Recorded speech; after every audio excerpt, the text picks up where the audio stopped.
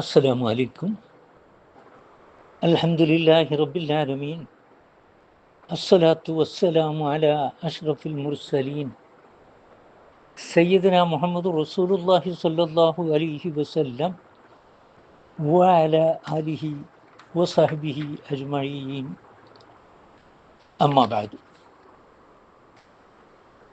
ഒരു അടിസ്ഥാനവുമില്ലാതെ ഇത് അനുവദനീയം, ഇത് നിഷിദ്ധം എന്നൊക്കെ നിങ്ങൾ പറഞ്ഞാൽ അത് അള്ളാഹുവിൻ്റെ പേരിലുള്ള ശുദ്ധ വ്യാജമാണ്. അങ്ങനെ വ്യാജം പറയുന്നവർക്കുള്ള ശിക്ഷയാണ് ഖുർആൻ എടുത്തു കാട്ടുന്നത്.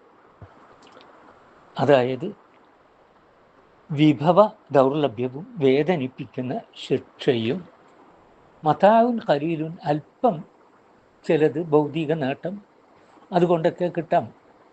അതായത് ക്ഷണികമായ പെട്ടെന്ന് നശിച്ചു പോകുന്ന ഈ ഭൗതിക ജീവിതത്തിലെ ചെറിയ നേട്ടങ്ങൾക്ക് വേണ്ടി ശാശ്വത പരലോകത്തെ ഒഴിവാക്കിക്കൊണ്ടുള്ള പല കാര്യങ്ങളും മനുഷ്യർ നടത്തുന്നുണ്ട്. അതായത് ബൽ തൂസിറൂനൽ ഹയാത്തദ്ദുനിയ, നിങ്ങൾ ഭൗതിക ജീവിതത്തിന് കൂടുതൽ പരിഗണന നൽകുന്നു, അതേസമയം നമുക്കേറ്റവും നല്ലത് പരലോകമാണ്, അതാണ് ഉത്തമമായതാണ് എന്നെന്നും ശേഷിക്കുന്നത്.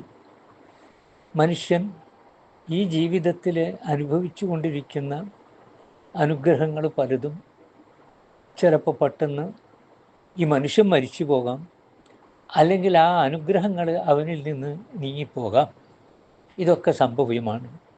അപ്പോൾ അത്രയും ഒരുറപ്പുമില്ലാത്ത ഈ ഭൗതിക ജീവിതത്തിന് വേണ്ടി ശാശ്വതമായ പരലോകത്തെ ഉപേക്ഷിക്കുന്നതും തള്ളിക്കളയുന്നതും അള്ളാഹുവിൻ്റെ പേരിൽ വ്യാജം കെട്ടിച്ചമച്ചുണ്ടാക്കുന്നതുമൊക്കെ വലിയ തെറ്റാണ് എന്ന് നമ്മൾ മനസ്സിലാക്കുക.